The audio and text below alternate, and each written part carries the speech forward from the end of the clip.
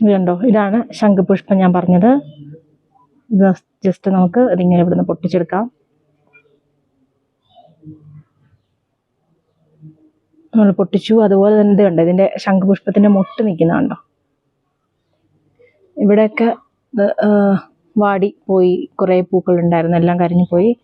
ഇനി ഇത് ഈ താഴത്ത് 2 പൂവുണ്ട്, 2 നമുക്ക് പൊട്ടിച്ചെടുക്കാം. അപ്പോൾ 4 പൂവായി മൊത്തം. ഇനി എവിടെയാണ് പൂക്കളുള്ളതെന്ന് നോക്കട്ടെ.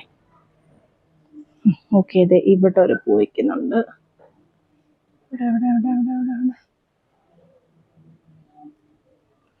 ഇത് പൊട്ടിച്ചു. ദെൻ മുകളിൽ ഒരു പൂ കൂടെ ഉണ്ട്.